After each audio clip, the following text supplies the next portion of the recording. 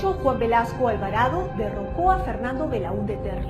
Seguramente se han movido ambiciones para detener el régimen constitucional que presido. No puedo decir más porque me lo impide una elemental cortesía para con la Argentina y para con su gobierno. Rápidamente, el general intervino el complejo petrolífero de La Brea y Pariñas, en Piura, administrado por la International Petroleum Company. Acaba de promulgar el decreto ley que ordena la inmediata expropiación de todo el complejo industrial de La Brea y Pariñas.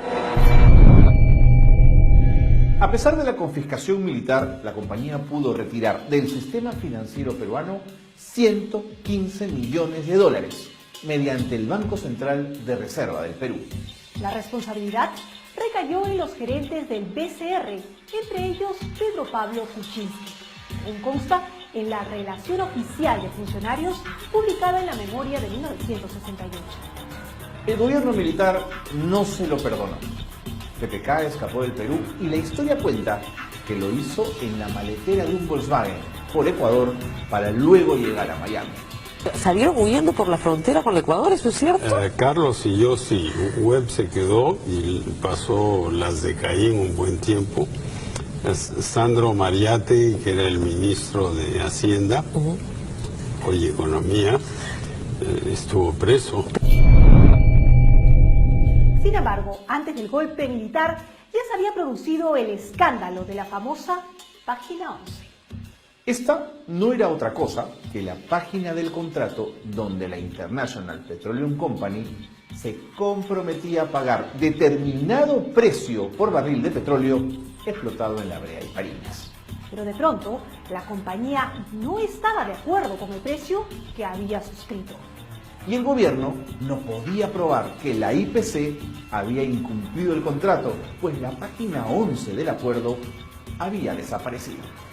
Las indagaciones de la época lo señalaron a PPK como el responsable de haber facilitado tributos y exoneraciones indebidas a favor del Standard Oil, empresa ligada a la IPC. En este preciso momento, las fuerzas de nuestra primera región militar que tenemos en el norte está ingresando al campo de Talara para tomar posesión de todo el complejo industrial que incluye la refinería. Cabe preguntarse, ¿fue PPK el responsable de la desaparición de la página 11? En 1980, PPK regresó al Perú de la mano de Fernando Belaúnde. Esta vez, como ministro de Energía y Minas, creó la Ley 23231, más conocida como la Ley Kuczynski. Esta ley exoneró del pago de impuestos por más de 500 millones de dólares a las empresas petroleras extranjeras, entre las que figura la Occidental Petroleum, con 1.662 millones de remesas al exterior. Más tarde, en el 2001, PPK fue nombrado ministro de Economía y Finanzas en el gobierno de Alejandro Toledo. ¿Y saben qué? No renunció a su 25% de acciones en COSAPI, empresa que integra el consorcio LAB, administrador del aeropuerto Jorge Chávez. Coincidentemente, entre el 2001 y el 2002 se dictaron 4 decretos de urgencia para que el Estado asuma la cobertura por riesgo de las empresas aeroportuarias.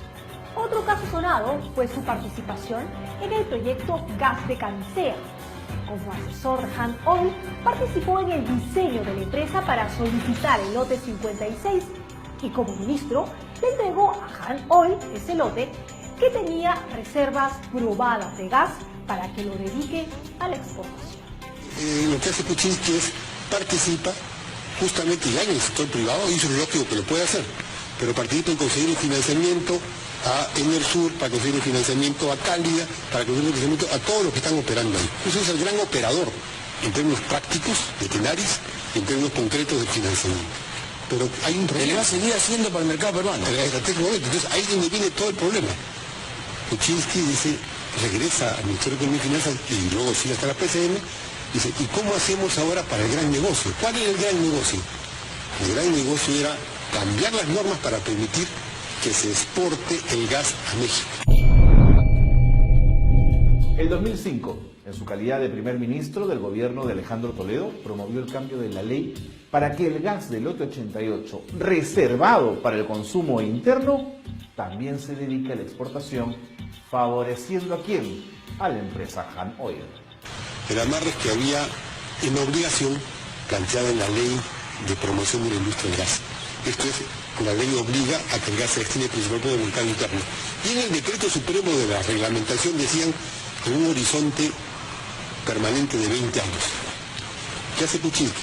Estando él en el ministerio, todavía en el gobierno, saca una especie de consulta para cambiar el decreto, en la cual ya no es el horizonte permanente, sino es el horizonte a partir del contrato.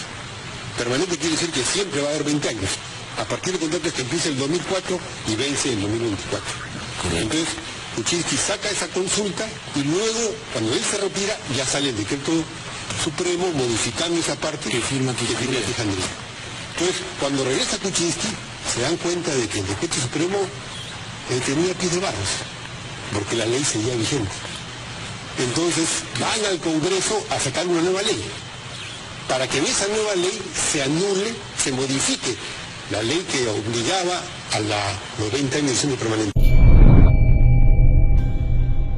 Son coincidencias los beneficios recibidos por las transnacionales en nuestro país, mientras PPK tuvo cargos en el gobierno. ¿Hay conflictos de intereses en tener vínculos con empresas extranjeras con las que más tarde el Estado peruano licitará? Señor Kuczynski, ¿tiene usted capacidad para defender los intereses del Estado frente a los intereses económicos de las transnacionales en nuestro país?